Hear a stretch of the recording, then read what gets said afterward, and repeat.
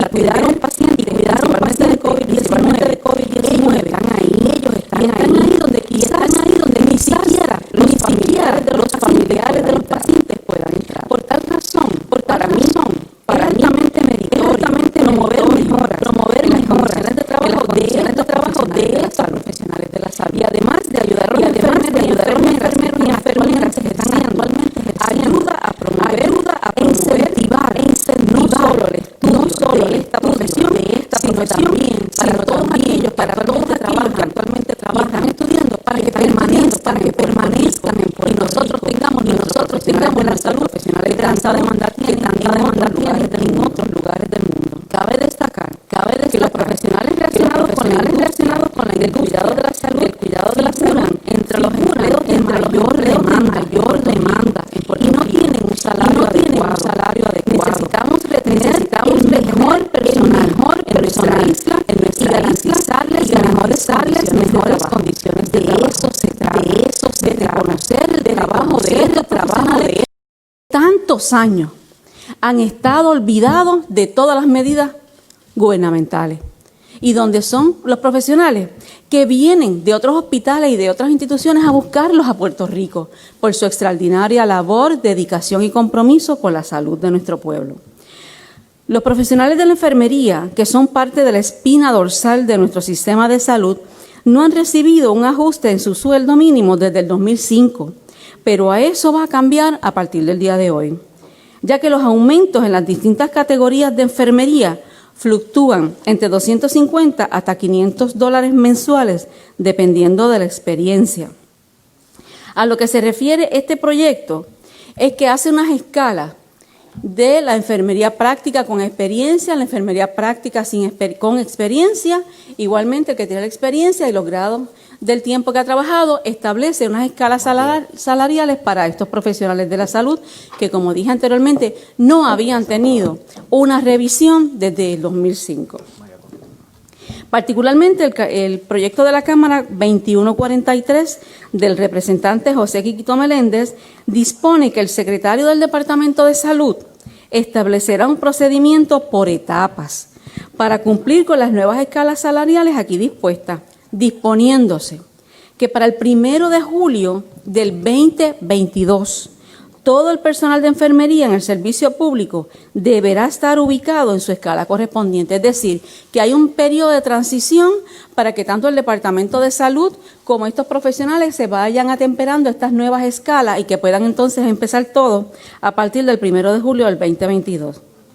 En cuanto al proyecto de la Cámara 2144, se dispuso que los patronos podrán implementar los salarios dispuestos mediante un periodo escalonado de transición que se podrá extender por 18 meses. Estamos hablando de los profesionales de la salud en el sector privado, disponiéndose que en julio del 2023 todo el personal de enfermería en el sector privado deberá los salarios dispuestos mediante un periodo escalonado de transición que se podrá extender por 18 meses. Estamos hablando de los profesionales de la salud en el sector privado, disponiéndose que en julio del 2023 todo el personal de enfermería en el sector privado deberá estar ubicado en su escala correspondiente. Que fue una de las medidas que envié durante la sesión extraordinaria que culminó a principios de agosto. La misma esboza unas guías muy claras con el propósito de que los reglamentos que se promulguen sobre los procesos de revisión de utilización para los servicios médicos hospitalarios sean precisos, eficientes y más justos. Este proyecto, que enmienda la ley para establecer la política pública relacionada con la interpretación de las disposiciones del Código de Seguro, ¿qué busca? Esta ley que estamos enmendando en el día de hoy. Esta ley busca que se haga el pago puntual por parte de las aseguradoras en un término de 30 días y se enfatiza que las guías de revisión clínica utilizadas en el proceso de revisión por parte de las aseguradoras no pueda ser sustituida por la discreción médica a la hora de proveerle los servicios de salud a los pacientes. Y me explico, ustedes saben que anteriormente cuando sometimos el proyecto, una de las razones por las cuales nos llevaban a producir esta legislación era que atendían a un paciente en sala de emergencia o en algún proveedor, y cuando venía la aseguradora a revisarlo, cambiaban ese criterio médico, donde el médico había determinado la condición, el tratamiento, los medicamentos eran cambiados y no se le pagaba ni al hospital ni a los proveedores. Así que en ese proceso de revisión que va a hacer la compañía aseguradora en virtud de este proyecto de ley, no pueden sustituir el criterio médico ni tampoco de las facilidades que dieron los servicios. Particularmente esto ocurría bastante en los servicios que se proveen en salas de emergencia. Esto siempre y cuando se ofrezcan dentro de los estándares reconocidos por la comunidad médica. O sea que el tratamiento lo va a determinar el médico y no la aseguradora. Y el medicamento lo va a determinar el médico y no la aseguradora. Otra de las enmiendas es para definir lo que constituye la factura limpia, de manera que se pueda estandarizar el concepto de factura limpia. Esto hace obligatorio y vinculante para que todo contrato entre una aseguradora y un proveedor de servicio provean términos precisos y claros sobre el contenido mínimo de esa factura. Es decir, muchas de las preocupaciones que nos trajeron era que se erradicaban estas facturas por parte de los proveedores y de las facilidades, y entonces se tardaban demasiado en devolverla y no había uniformidad en términos de lo que representaba una factura limpia, que si no había ningún inconveniente se pagara dentro del término requerido. Ahora hemos definido que la factura limpia es aquella que no tiene ningún vicio, ninguna falta en ese documento que llega a la aseguradora. ¿Cuál es entonces la responsabilidad de la aseguradora de conformidad con esta ley? Que esa factura, la aseguradora va a tener 15 días desde que la recibe. El proveedor o la facilidad tiene 90 días para erradicar la factura. Una vez la reciba, en los primeros 15 días tiene que notificarle al proveedor o a la facilidad si hay algún inconveniente con esa factura. Si en 15 días no ha dicho ni ha devuelto la factura porque tenga algún cuestionamiento, en 30 días tiene que pagar la factura. No puede estar yendo y viniendo esa factura porque le falta esto, le falta lo otro. En 15 días le tiene que decir cuál es la situación. El proveedor y la institución tiene 5 días para hacer, ¿verdad?, los arreglos que sean necesarios en la factura, y entonces devolverla para que sea pagada en los 30 días que establece la ley. Antes la situación era diferente, era yendo y viniendo esa factura. Y otro elemento que se corrigió en este proyecto de ley que se firma hoy es que cuando devolvían la factura se entendía trabajada. Ahora no se va a entender trabajada y lista para pago hasta tanto pasen esos 15 días y los 5 días que tiene el proveedor o la institución para devolverla. ¿Qué se busca? Se busca agilidad, eficiencia, y que las compañías aseguradoras paguen tanto a los médicos como a las instituciones hospitalarias cuando dan los servicios a nuestros pacientes. Muchas veces teníamos médicos que radicaban sus facturas, hospitales en salas de emergencia que radicaban sus facturas y pasaban meses y meses y meses y no cobraban. Esa es la realidad del día de hoy. Y nosotros queremos que nuestros médicos se queden en Puerto Rico, que nuestras instituciones estén fuertes para que podamos responder a situaciones como las que nos apremian del COVID-19. Si tenemos un sistema de salud robusto, un sistema de salud que pueda tener la capacidad para responder, nosotros vamos a tener mejor respuesta para nuestro pueblo. Y eso es lo que llevamos, ¿verdad? Ese es el propósito que hay detrás de esta legislación que estamos firmando en la mañana de hoy, y sobre todo la protección al paciente que siempre era la parte más delgada de esa soga cuando teníamos que tomar decisiones en favor de sus derechos. Otra medida que estaré firmando hoy es el proyecto del Senado 1528, que establece la Ley de Protección de Pacientes ante las facturas médicas sorpresas y la enmienda al Código de Seguros a los fines de atajar las llamadas facturas sorpresa en la facturación de los planes de salud y establecer las protecciones al consumidor, que haya transparencia, control de costos y responsabilidad fuera de la red de proveedores. Yo pregunto, ¿quién en Puerto Rico no ha escuchado una historia de alguien que le ha dicho que le ha llegado una factura con gastos médicos sorpresa? Porque no sabían. Después que se dieron el tratamiento, fueron a la operación electiva, le dieron un tratamiento de sala de emergencia, entregó su plan y cuando llegó a su casa, a los 2 meses le llegó una factura de 500, 600, 1,000, 2,000 dólares. Sorpresa. Este proyecto va dirigido a atajar ese problema que siempre iba en detrimento de nuestros pacientes, porque muchas veces eran personas de tercera edad que no tenían los recursos y entonces se inhibían de poder seguir buscando asistencia médica porque no tenían los recursos. ¿Qué busca este proyecto? Este proyecto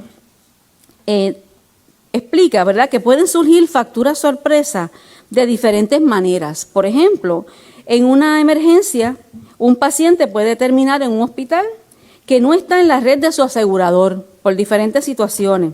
Incluso para una cirugía programada en un hospital dentro de la red, que no todos los médicos de ese hospital que está dentro de la red están en la red. Por ejemplo, usted tiene en su plan de salud, este hospital está dentro de su red. Le tocó allí una situación de emergencia donde va a hacer alguna operación, pero el cirujano, el anestesiólogo o alguno de estos médicos no está en la red. ¿Qué pasaba? Que estos consumidores eran sometidos a procedimientos y servicios hospitalarios y de proveedores continuaban recibiendo facturas sorpresas con cargos por procedimientos en las salas de emergencias de hospitales o proveedores de salud que el consumidor, el paciente, nunca tuvo la opción de seleccionar y nunca fue informado adecuadamente para poder tomar una determinación. Cuando los proveedores de atención médica están fuera de la red del plan, los cargos por servicio pueden solo estar parcialmente cubiertos o simplemente no estar cubiertos por los tratamientos que le dan a ese consumidor. En algunos casos, los servicios particulares o los productos como los medicamentos recetados también pueden no estar cubiertos por su plan de salud. Y estuvo recibiendo un tratamiento médico en un hospital, le recetaron unos medicamentos, usted fue a la farmacia, las compró allí en el hospital y después recibió la factura porque no estaban cubiertos por su plan. La medida que fue presentada por el presidente del Senado, Tomás Rivera Schatz, busca establecer los mecanismos para reformar el sistema de prestación y atención médica, para mejorar la protección del consumidor, del paciente, establecer un sistema para evitar las facturas sorpresas y resolver ciertas disputas de facturación en la atención médica. En virtud de esta ley, antes de programar una cita, toda facilidad o proveedor deberá informar a la persona que la facilidad o el médico está fuera de la red. Y ahí es diferente. Porque usted tiene la oportunidad de seleccionar un médico dentro de su red si usted no tiene los recursos.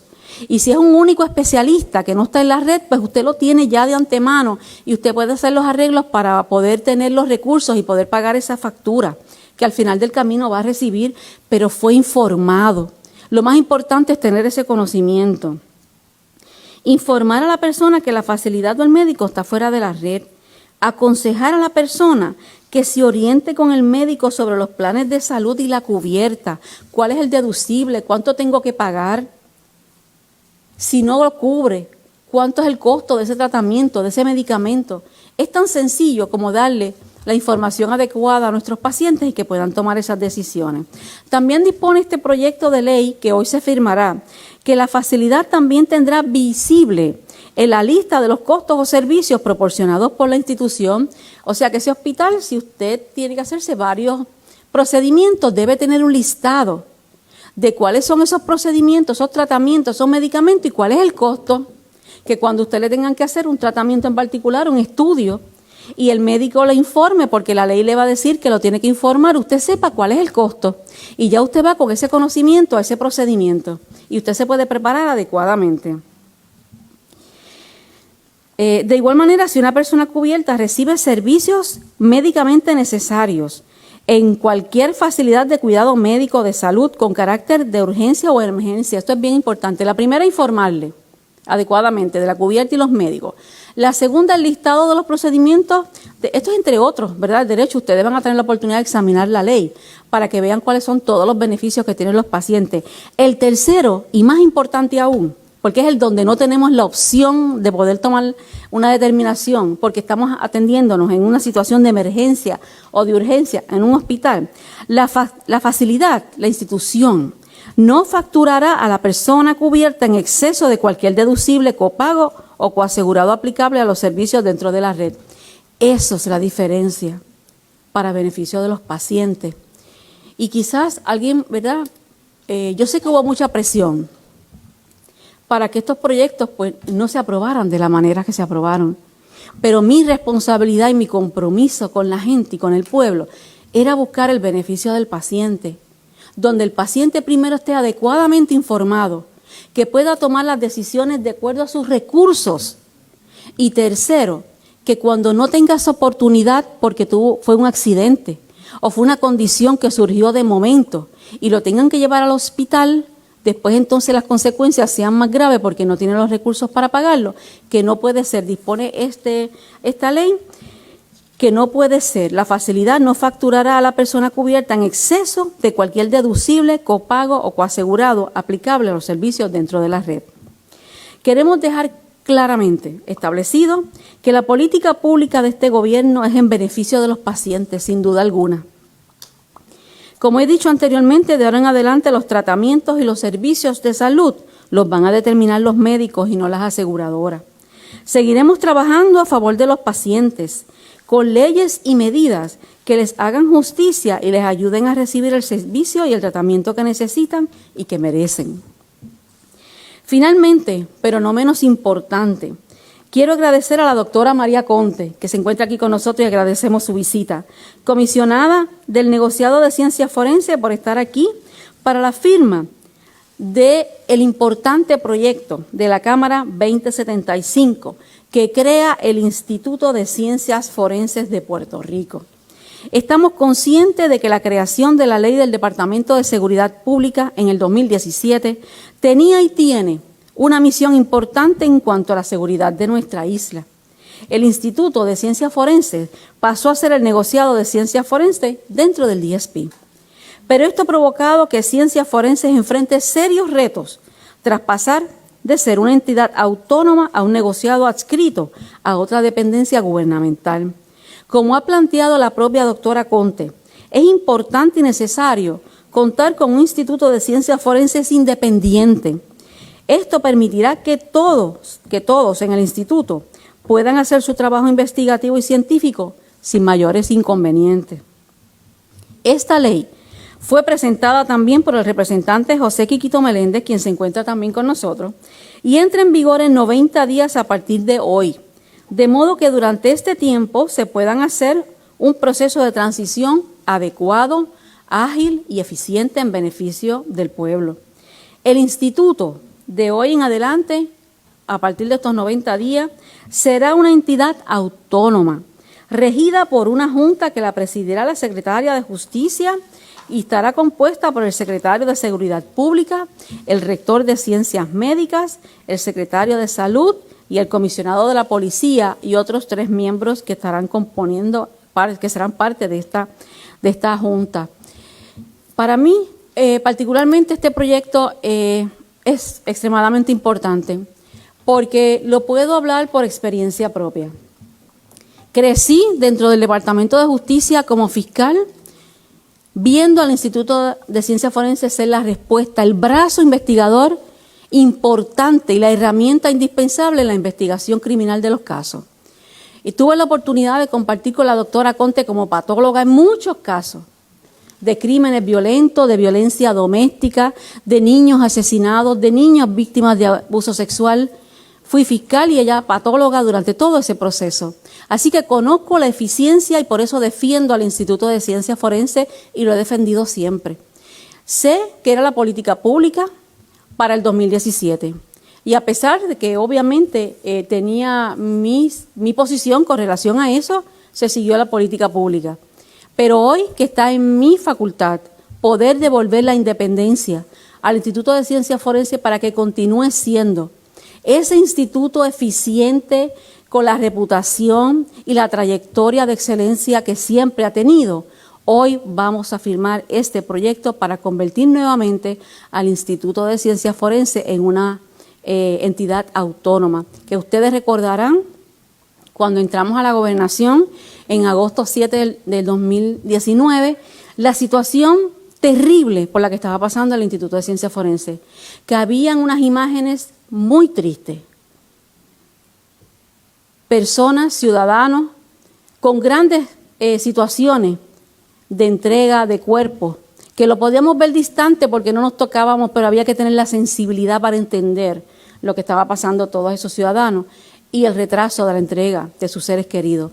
Y en menos de un mes, la doctora María Conte resolvió el problema y al día de hoy ha sido la marca de dar un excelente servicio. Así que yo felicito a la doctora María Conte, le agradezco la disponibilidad para darle continuidad a este proyecto y que hoy yo me sienta honrada en ser parte de ese esfuerzo y poder firmar ese proyecto en el día de hoy, en la mañana de hoy. Muchas gracias, doctora. Como pueden ver, todas estas leyes buscan beneficiar tanto al paciente como a los profesionales de la salud que necesitan estas ayudas para continuar teniendo un mejor Puerto Rico para todos los que vivimos en esta hermosa isla. Vamos a continuar en el tiempo que nosotros tenemos y las sesiones que puedan haber para aportar al pueblo de Puerto Rico toda aquella legislación que vaya dirigida a mejorar los servicios y la calidad de vida de todos los puertorriqueños. Esa es mi meta, lo ha sido durante todo este año, una diferencia para la gente y lo vamos a continuar haciendo. Así que muchísimas gracias a todos. Vamos a pasar un momentito a la firma de las legislaciones para entonces dar la oportunidad a que algunos de los funcionarios puedan hacer unas expresiones a los miembros de la prensa y a los que están presentes aquí para entonces pasar a las preguntas de los medios. Así que si me permiten voy a pasar a firmar.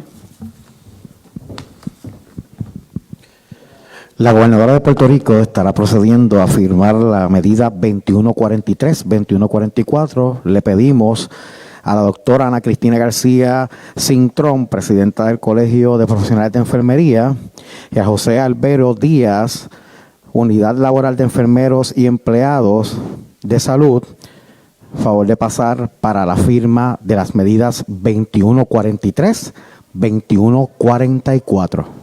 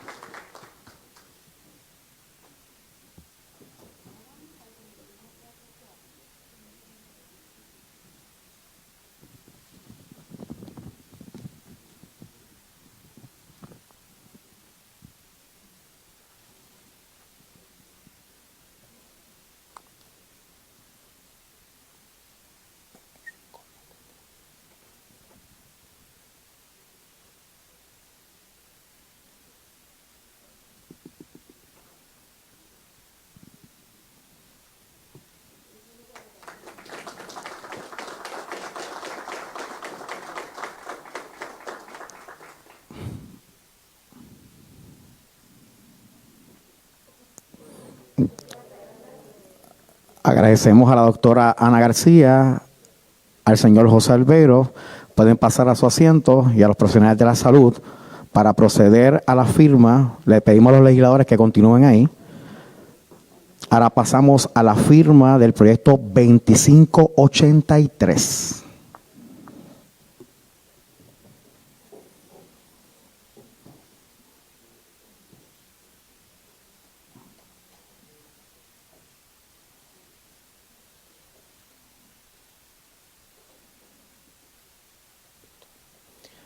Le pedimos también al doctor Víctor Ramos que pase un momento,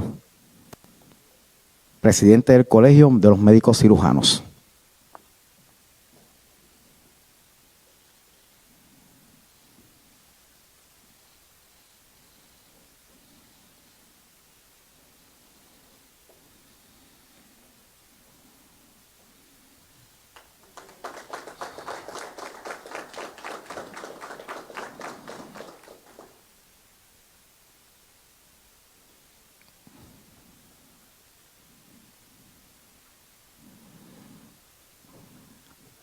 por favor permanezcan los legisladores y el señor doctor Víctor Ramos para la firma de la medida 1528.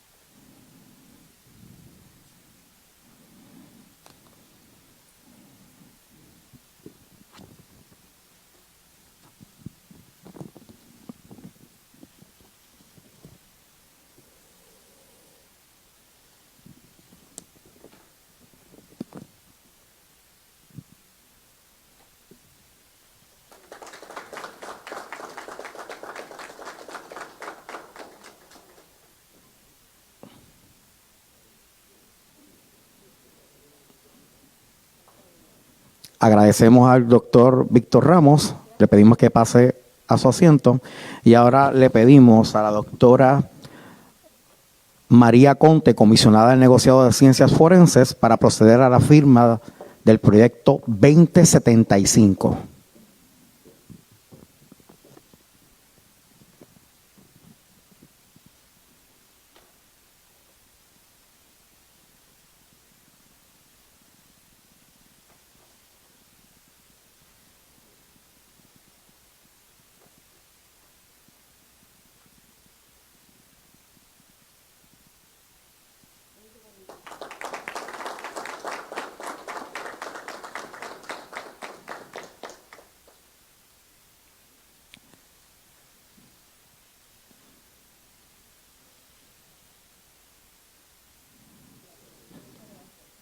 Ahora le pedimos a los legisladores y a la doctora María Conte que pasen a sus asientos para que la gobernadora continúe con su trabajo.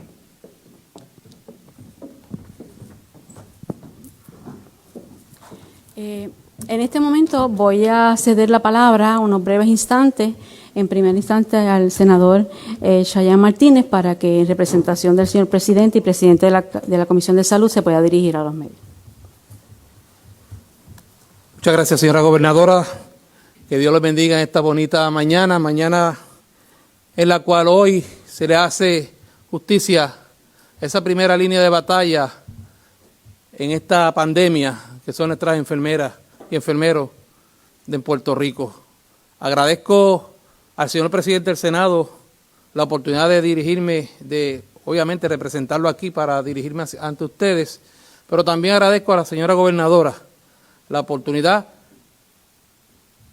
y el compromiso que ha tenido siempre con la clase trabajadora de Puerto Rico, mayormente los empleados del sistema de salud en todo Puerto Rico. Estas medidas hacen justicia no solamente a la enfermera, sino a otros profesionales que de una u otra forma también se ven a veces hasta encorralados por el hecho de que aquellos planes médicos hacen quizás injusticia contra ellos. Esto es una cadena, esta cadena no la podemos romper. Ese eslabón siempre tiene que estar ahí. Y agradezco a la señora gobernadora nuevamente porque en aquel proyecto de ley, la ley número 5/2014, autoría de este servidor, que le iba dirigida a que ningún criterio de la aseguradora podía ir por encima del criterio médico, hoy se dan más garras a esta ley y obviamente se convierte en realidad. Pero también mi llamado es al comisionado de seguro de Puerto Rico. Cuando se hacen leyes que beneficien a nuestros pacientes, a nuestras personas humildes y a los trabajadores de la salud, yo sé que aunque él tiene responsabilidad con las diferentes aseguradoras, también tiene que tener la responsabilidad con el pueblo puertorriqueño. Dios les bendiga. Gracias, señora gobernadora. Que Dios la guarde. Ahora le damos la palabra al representante Quiquito Meléndez.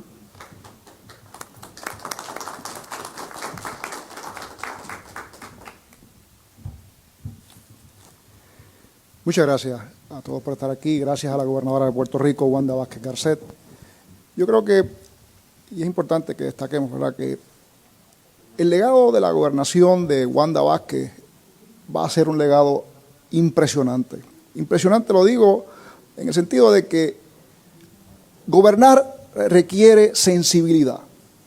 Y una sensibilidad particular para reconocer las necesidades de quien realmente está sacando la cara por nosotros, que es nuestros trabajadores.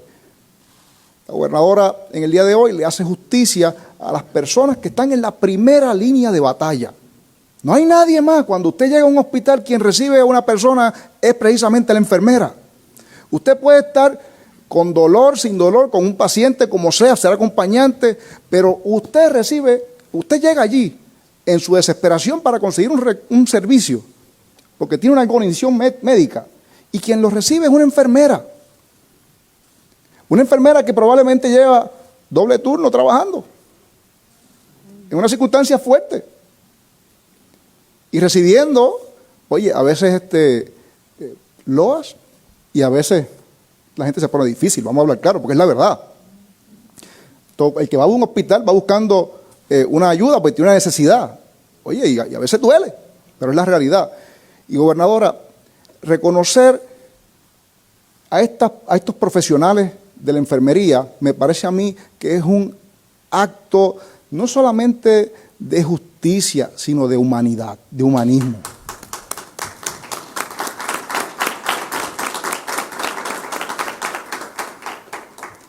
Y yo sé que la gente que está afuera, no solamente que están aquí, sino todas las enfermeras y profesionales de enfermería que están fuera de este recinto, que están en los distintos trabajos en el día de hoy, se lo agradecen. El pueblo de Puerto Rico se lo agradece, gobernadora.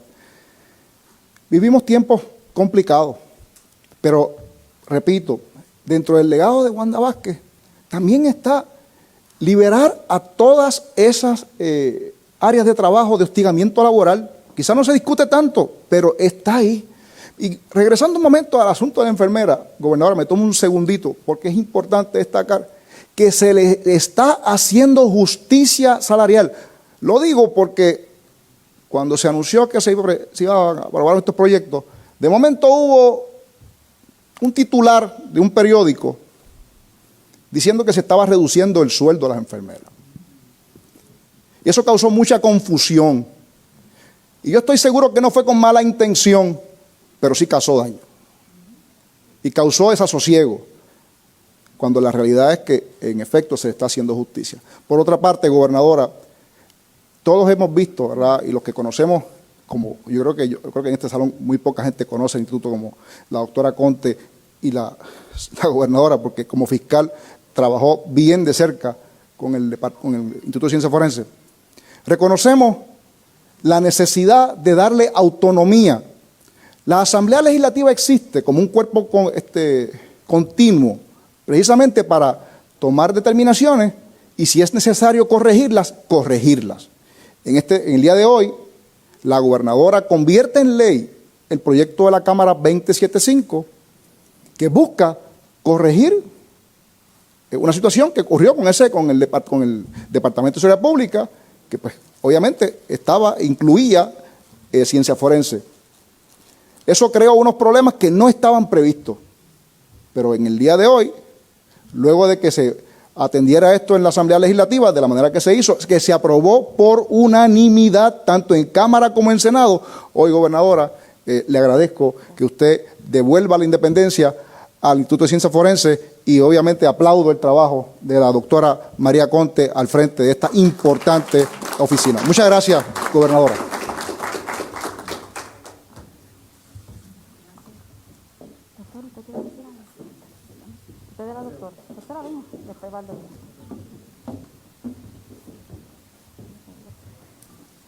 Buenos días, muy emocionada, por supuesto, ante la firma del proyecto 2075 de la autoría del representante Enrique Meléndez.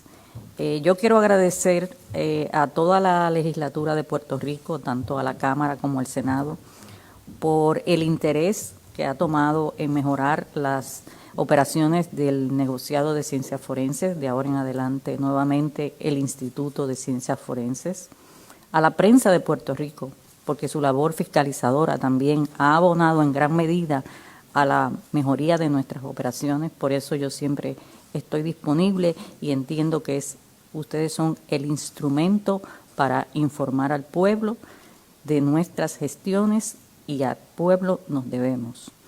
Quiero agradecer sobre todo a los empleados del negociado de ciencias forenses, porque la unidad de propósito nos llevó a conseguir de nuevo la autonomía ansiada.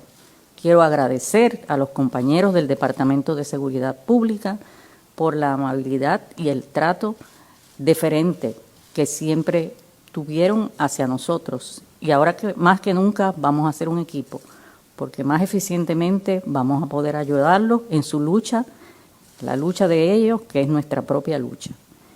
Quiero sobre todo agradecer a la señora gobernadora por el apoyo incondicional que ha brindado a la agencia, a sus empleados y a esta servidora. Jamás me imaginé, no me cruzaba por la mente, obviamente, cuando para allá, para el año 1900, bueno, no debo decir, ¿verdad?, pero hace tiempo, yo estaba jovencita y ella también. Yo iba al tribunal de Bayamón, ¿verdad?, allá a presentar casos junto con la entonces fiscal Vázquez. Jamás me hubiera imaginado que ella iba a ser la gobernadora de Puerto Rico en un momento dado. Yo le digo a ella por eso, porque he visto su trayectoria y un poco, ¿verdad?, haciendo alusión a un pasaje de la Odisea, espero no equivocarme, que más importante que llegar a Ítaca es el viaje hacia ese destino. Así que eso quiere decir que tenemos que hacer lo que nos toca hacer y en el momento que nos toque. Muchas gracias a todos.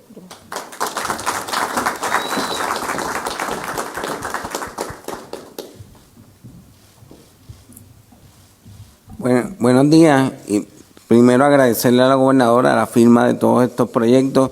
Los proyectos básicamente fueron aprobados todos unánimes en la legislatura. La doctora María Conte, que era mi presidenta del capítulo de patología, y se la presté por un tiempito porque nadie podía hacer el trabajo mejor que ella. Y ese proyecto es muy importante. Los proyectos de las enfermeras, un agradecimiento al equipo de voluntarios de enfermería que está en el Colegio Médico, dirigida por el señor Julio Wilson Ramos. Ayer pasamos de 10,000 pruebas hechas desde abril 20 con las que hicimos ayer en cantera.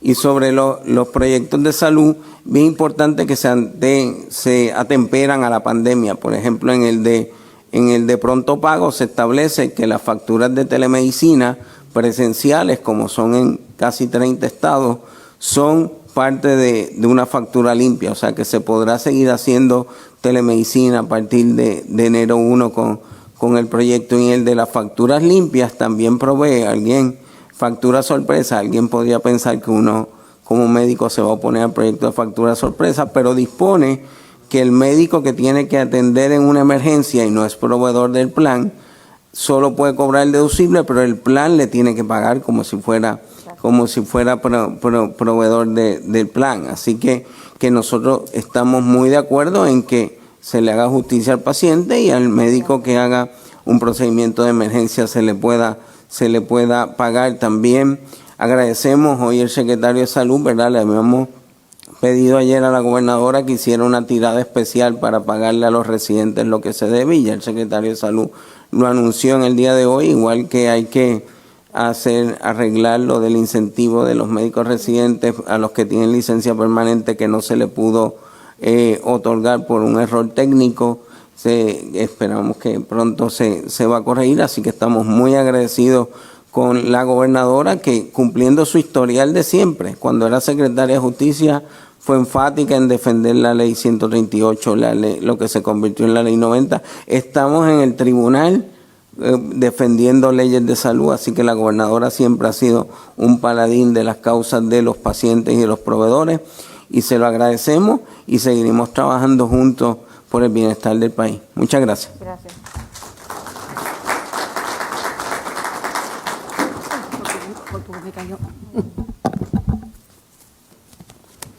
Muy buenos días, señora gobernadora, honorable Wanda Vázquez Garcet. Es a nombre de la Junta de Gobierno, de todos los profesionales de la enfermería de Puerto Rico, que somos 38,000 profesionales, y a nombre del mío propio, quiero agradecer el que usted y los legisladores hayan puesto toda su entereza por aprobar estos dos proyectos que les da el aumento de salario a todos los profesionales de enfermería de Puerto Rico, justicia salarial para todos los enfermeros. Hoy usted hace historia, pues hace más de 15 años que nosotros los enfermeros de enfermería en Puerto Rico no se recibía un aumento salarial y usted lo logró. Estamos eternamente agradecidos. Esto es el comienzo de muchos de los proyectos que nosotros hemos comenzado, ¿verdad? Y hemos encaminado con la señora gobernadora. Continuaremos con otros más en la legislación y le damos gracias también por todos los incentivos que nos ofreció a todos los enfermeros, tanto del sector privado y del sector del gobierno. Muchas gracias por toda su aportación a enfermería. Nunca, siempre será recordada. Gracias. Y el regalito, gobernadora. Gracias.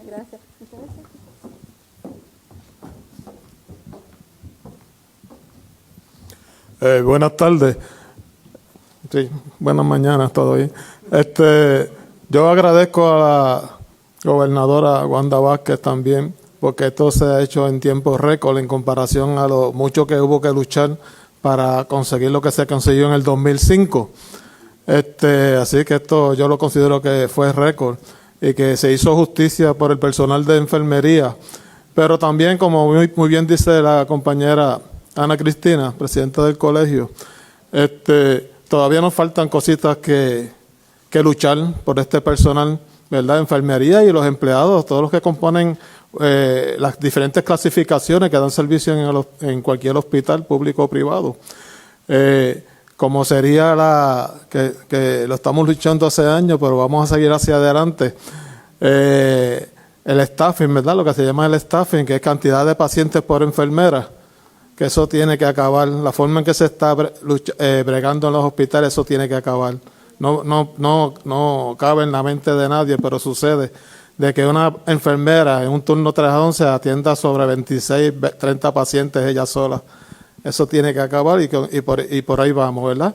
Y quizás conseguir algunos incentivos si no logramos con lo que se acaba de firmar en el día de hoy, ¿verdad? Y los diferentes incentivos que están recibiendo el personal de la salud, que se vayan de Puerto Rico, ¿verdad? Pues vamos a tener que también seguir bregando para otros incentivos, ya sea vía Hacienda, etcétera, etcétera, etcétera. Pero estoy muy agradecido. Gracias, muchas gracias. Gracias. Bien, podemos pasar entonces a las preguntas. Muchas gracias, gobernadora, y a todos los presentes. Vamos con preguntas del tema. Comenzamos con Foro Noticioso. Sí, gobernadora, tengo una duda con la factura sorpresa, porque usted indicó que el tratamiento lo va a determinar el médico y no la aseguradora. Él habló de la factura sorpresa, pero ¿cómo se va a honrar esa factura sorpresa que el paciente no tenga problemas más tarde? Bueno, lo que pasa es que el proyecto de ley, la ley dispone que antes del procedimiento o antes de la operación, antes del tratamiento, el proveedor o la facilidad le expliquen al paciente si ese tratamiento está cubierto y si no está cubierto, cuáles son las alternativas. También le va a decir al paciente en qué lugares puede estar cubierto si es que no está en esa red ese médico o no está en la red esa institución hospitalaria. Así que de esa manera, una vez el procedimiento es explicado al paciente, si él desea hacérselo todavía con ese médico o esa institución, ya le está informado y ya él va a saber cuáles son los deducibles o cuál es el cargo que va a tener. Así que lo importante es esa comunicación que establece la ley que va a tener el proveedor de servicio o la institución médica con el paciente. Pasamos con San Juan Daily Star. Buenos días, gobernadora. Buenos días. Y es un asunto en cuanto a la ley que firmó con el Departamento de, ¿verdad?, separando el Instituto de Ciencias Forenses. Y es más bien en cuanto a anteriormente que estaba siendo liderado por el secretario de Seguridad Pública, Pedro Janer. Sin embargo, una de las razones por las que se llevó esta exigencia a que se empujara a ser aprobada es porque varios empleados del Instituto de Ciencias Forenses estaban denunciando de que Pedro Janer nunca asistió al instituto y de hecho cada vez que se le solicitaba un reclamo o atender un reclamo caían oídos sordos. Aún el secretario de Seguridad Pública tiene su confianza. Bueno, yo tengo que distinguir, ¿verdad?, las situaciones particulares que han ocurrido con el Instituto de Ciencias Forenses y obviamente porque creo en la independencia y la autonomía del instituto, no solamente quizás en los cuestionamientos que puedan haber o los planteamientos que hayan habido de esa naturaleza que usted presenta, pero yo creo que particularmente la independencia del instituto en cuanto a la administración, a la determinación, a las necesidades del instituto que puedan tener una vía rápida, expedita, ágil y eficiente para servicio a la comunidad, yo creo que ha sido parte de los fundamentos más importantes para nosotros poder avalar a que el instituto esté fuera del Departamento de Seguridad Pública. Ese tipo de planteamiento, pues yo creo que no viene al caso, ¿verdad?, que nosotros los discutamos. Lo que sí es importante es que logremos la independencia, que era lo que requería el Instituto de Ciencias Forenses. Bueno, debe venir al caso por el hecho de que esto fue una queja que presentaron los empleados mediante una protesta a principios de agosto, que presentaron que de los 8 meses, al menos para ese momento, desde los 8 meses que el secretario lleva a ese tiempo, cada vez que solicitaban una reunión, nunca les atendía. Cada vez que iban a tratar de hacer un reclamo, caído un oído sordo, gobernadora. Okay. De todas maneras, ahora con el nuevo proyecto van a tener la oportunidad de cualquier preocupación que tengan, traerla directamente a la doctora y a la Junta, va a ser gobernada por la Junta, así que yo creo que esos problemas se deben disipar ahora. Pero, y por supuesto, le reitero la confianza del secretario de Seguridad Pública, porque ya esta no es la única queja ni preocupación que se presenta, porque una carta que se presentó hace unos meses del director regional de FEMA, Tomás Bonessen, presenta una desconfianza también de parte de Pedro Janer en cuanto a que no hay un sistema que atienda una emergencia 24 horas al día, 7 días a la semana. Bueno, con relación a lo de la carta que preparó Tom Bonessen de FEMA, esa situación ya nosotros la discutimos y la estábamos tomando las medidas porque son muchas de esas situaciones ocurrieron antes de yo estar. Otras, ¿verdad?, que han ido discutiendo con el secretario Janer. Todas esas preocupaciones ya están siendo disipadas, ya se están tomando las medidas, así que yo entiendo que esas situaciones ya fueron remediadas. Pasamos con Telemundo, preguntas del tema. Okay. Sobre el asunto que trae el compañero, le planteo lo siguiente, gobernadora. Janer va a estar en la junta que dirige o que va a dirigir el instituto. Correcto. Así que le pregunto si en esa posición, estando en esa junta, todavía él va a recibir una instrucción suya distinta a lo que ha sido su desempeño en virtud de los múltiples señalamientos que él menciona y otros que se han mencionado. Sí. ¿Usted no tiene problema con que él esté en la junta y que sea parte del directivo del instituto? De hecho, si recuerdan la ley anterior del Instituto de Ciencias Forenses, también la policía y todo lo que tiene que ver con seguridad era parte de la junta y en ese momento yo como secretaria y los secretarios anteriores presidían esa junta. Así que yo creo que no debe haber ningún inconveniente, lo hablamos con el secretario Janer y él entendió, ¿verdad?, que finalmente que el instituto debe estar aparte y que él va a ser un colaborador en todo ese esfuerzo. Mi otra pregunta es para la doctora Conte y tiene que ver un poco con eso. Quisiera saber cómo usted lo ve, doctora. Yo sé que anteriormente cuando el instituto, como señalaba la gobernadora, era independiente, existía también esa junta, pero Janer se opuso a la desintegración, por decir así, o a sacar el negociado del departamento. Y quizá hay gente que se pregunta cuál es la diferencia de que haya un instituto separado, pero que quienes están en la Junta sean personas como él que están en contra, o que la Junta, que la persona que dirige esté sujeto, ¿no?, a los mandatos o a las decisiones que pueda tomar esa Junta. Y la segunda pregunta es si usted está disponible para mantenerse en la posición independientemente de lo que ocurre el 3 de noviembre. Bueno, en cuanto a la última pregunta, yo no tengo comentarios porque yo estoy cumpliendo el compromiso que contraje con la señora gobernadora y mi posición depende de su confianza. Respecto a la Junta de Directores, yo tuve la oportunidad de dirigir Forense cuando era autónomo, tenía autonomía fiscal y administrativa, que es lo que perseguimos, es lo principal. La Junta de Directores vela por el cumplimiento de política pública y es un mecanismo necesario para mantener la información y la coordinación entre Forense, el instituto, ¿verdad? Ahora se llamará instituto de nuevo, el Instituto de Ciencias Forenses y las agencias de ley y orden. Y en ese sentido es una buena estructura para mantener ese mecanismo. Se discuten en la Junta los asuntos de política pública como presupuesto y otros asuntos que tienen que ver con política pública. No el día a día, no la operación, no la administración de la agencia, no la aprobación de contratos, no el reclutamiento de personal.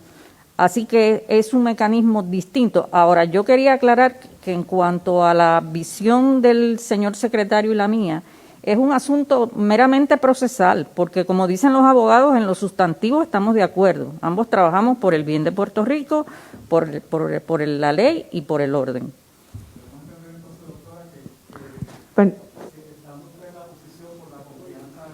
La gobernadora, la salida de la gobernadora en enero 2 debe representar su salida también del instituto.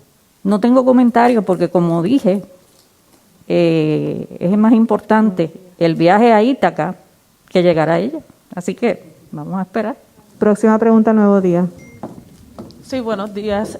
Gobernadora, tenía varias preguntas. La primera está relacionada con el Instituto de Ciencias Forenses. Sé que durante la discusión legislativa había habido preocupaciones en cuanto al presupuesto. ¿Cómo se va a hacer? ¿Se va a separar una partida del presupuesto vigente para este año fiscal para entonces dirigirlo directamente al instituto o cómo se va a manejar? Sí. Y quería saber si han consultado de nuevo con la Junta de Supervisión Fiscal y cuál es obviamente su postura en cuanto a este proyecto. Sí, el presupuesto, como probablemente quizás ustedes conozcan, cada negociado preparó su presupuesto para poder manejarlo de conformidad de un presupuesto del Departamento de Seguridad. Así que ese presupuesto que corresponde al negociado y que ahora será el Instituto de Ciencias Forenses, pasará al Instituto de Ciencias Forenses porque será una agencia autónoma, independiente. Con relación a... Al ser autónoma, ¿no requiere quizás unos recursos adicionales? Porque obviamente entran en juego otros elementos que ahora mismo quizás estaban consolidados en lo que es el departamento. Probablemente, y eso lo discutiremos con la doctora al momento de hacer esa transición para que ella y el instituto tengan los recursos que necesita para poder operar de la manera eficiente que lo han hecho hasta el momento. Con relación a la Junta de Control Fiscal, sí ellos pueden haber quizás presentado alguna preocupación con relación a esto, pero la relación y la comunicación que nosotros hemos tenido con la Junta de Control Fiscal siempre ha sido una excelente. Y yo creo que las diferentes situaciones que yo como gobernadora tengo prioridad, es la prioridad de lo que representa el beneficio para el pueblo puertorriqueño. Y lo voy a defender y lo voy a presentar. Así que tendré los fundamentos para decirle y para presentarle a la Junta de Control Fiscal por qué el ahorro, el beneficio para el pueblo puertorriqueño es de esta manera. Así que lo vamos a luchar como hemos luchado muchas otras decisiones que al principio probablemente no estábamos de acuerdo, pero que al final del camino prevaleció el beneficio al pueblo. Pasamos con Primera Hora. El Nuevo Día, seguimiento. Sí, bueno, es relacionado al tema de las enfermeras. Sé que usted mencionó que todo personal debe estar ubicado relacionado al sector público para el 1 de julio del 2022. Debe de estar en su escala correspondiente y en julio del 2023 el personal privado. Pero quería saber si entre ese periodo va a haber ya algún aumento salarial a este sector antes de ser ubicado directamente en lo que sería su escala salarial. Bueno, esa evaluación, como dispone el propio la ley, la va a ir haciendo el secretario de Salud, incorporando a todos estos profesionales para que para el 1 de julio del 2022 ya estén todos en su escala. Así que eso forma parte de una estructura y una radiografía que hará el secretario de Salud para poder implementar, porque son por la propia ley establece unas categorías, dependiendo de las categorías de las enfermeras, así van a ser clasificadas y van a ir entrando en esa clasificación para que todas lo estén al 1 de julio del 2022. Pero algunos podrían ver ese alza antes de estas fechas, es mi pregunta. Bueno, para mí sería lo ideal, ¿verdad? Eso no lo puedo asegurar ahora, yo quisiera que fuera así. yo puedo responder, ¿verdad?, conforme a donde yo pueda. Yo sí voy a seguir abogando para que ellos lo tengan lo antes posible, pero mientras yo sea gobernadora, lo voy a seguir luchando para que lo tengan lo antes posible. Primera hora. Sí, buenas, gobernadora, buenas Buenos a todos. días. Gobernadora, si nos puede explicar si estas leyes, verdad, que bueno, se hacen y son para beneficio de muchos, si establecen algún tipo de penalidad para los no cumplidores, porque se mencionaron muchos pasos, pero no escuché ningún tipo de sanciones, suspensiones, penalidades para aquella aseguradora que no cumpla a tiempo, que empiece a recurrir a los tribunales, a inventarse cosas como pasa a veces, o algún proveedor que no cumpla también quizás con, ¿verdad? Tengo entendido que una de las leyes establece que tienen que ponerse visible y explicarse todo en detalle al paciente para que no tenga sorpresa y demás. Quienes no cumplan, ¿cuáles son las sanciones, suspensiones, etcétera? Si es que hay alguna que se contempla. Y no solamente en la ley, sino también en los contratos que se hacen con las compañías aseguradoras formarán parte de estas contrataciones las cláusulas que van dirigidas al cumplimiento de la ley, donde puede haber unas penalidades no solamente en términos monetarios, sino la principal, que sería la cancelación del contrato. Yo creo que eso es parte de la fiscalización que tiene que enforzar a CES, ¿verdad?, que tiene esa responsabilidad de ir sobre cada una de las compañías aseguradoras para vigilar el cumplimiento de cada una de ellas. Además de que yo creo que la fiscalización más importante y más directa la va a tener el ciudadano, la va a tener el paciente, donde pueda ellos levantar esta preocupación y que la persona pueda llevarse al cumplimiento. No habiendo más preguntas del tema, vamos a pasar con preguntas. Perdóname, primera hora tiene seguimiento. Pero como usted dice, o sea, la fiscalización, o sea, si los ciudadanos tienen esta herramienta ahora, empiezan a hacer denuncias, o sea, podría conllevar a una sanción fuerte. Sí, puede llevar a una sanción, a la cancelación del contrato, que es lo mayor, que son contratos millonarios. Puede llevar a la cancelación del contrato, totalmente. Ahora sí, pasamos a preguntas de otros temas. Tengo Telemundo. Vamos a ir breve, por favor, compañero. Sí, gobernadora, en términos de, quería preguntarle sobre la compensación por desempleo que va a sustituir a la compensación anterior de $600. Hace varias semanas el presidente de Estados Unidos firmó una orden ejecutiva. Los estados debían hacer unas solicitudes a través de FEMA para los $300 semanales y contemplar poder añadir $100 adicionales. No hemos sabido nada de gestiones que haya hecho el gobierno de Puerto Rico para poder acceder a esos $300. Ahí ya vamos 2 periodos de desempleo que la gente está recibiendo $132. Y queremos saber qué gestiones se han hecho, si se solicitó a FEMA, si usted plantea dar los $100, si plantea dar los 400 y que después se reembolse. ¿Qué ha pasado con eso? Y obviamente tendría preguntas de acuerdo a lo que usted contó. Nosotros tenemos ya un grupo de trabajo dirigido por AFAF, que es la entidad que está trabajando todo lo que tiene que ver con las ayudas federales, para que nosotros, en la medida que nosotros los podamos identificar, mi prioridad es que se puedan identificar y tener el reembolso. Actualmente se está trabajando para que nosotros podamos identificar dentro del presupuesto esa cantidad, y la solicitud la estamos trabajando a través de los funcionarios de COR3 y de FEMA en Puerto Rico, para que nosotros y Puerto Rico sea parte de ese esfuerzo que necesitamos para todas las personas que actualmente están necesitando su compensación por el desempleo. Se solicitó ya a FEMA, 1 y 2, su intención es dar los $400, o sea, añadir los $100 de parte del gobierno de Puerto Rico, como establece la orden que pueden hacer los estados. Eso es parte de una conversación que vamos a tener con la Junta de Control Fiscal, porque como saben es una cantidad de dinero que tenemos que tener disponible y tenemos que tener la autorización de la Junta, pero mi compromiso con el pueblo es que parte de esas conversaciones que tengamos, de hecho tenemos una reunión en la tarde de hoy, que nosotros podamos hacer el acercamiento para tener los recursos. De no ser así, pues entonces lo tenemos que trabajar como el resto de los estados, donde entonces lo trabajaríamos solamente una parte y la otra solamente por reembolso. Pasamos con Noticel. Sí, saludos, gobernadora. Ya el 11 de septiembre se vence la orden ejecutiva y todavía no se ha hecho el reglamento para la policía y el Departamento de Salud para que ejerzan el uso de las mascarillas.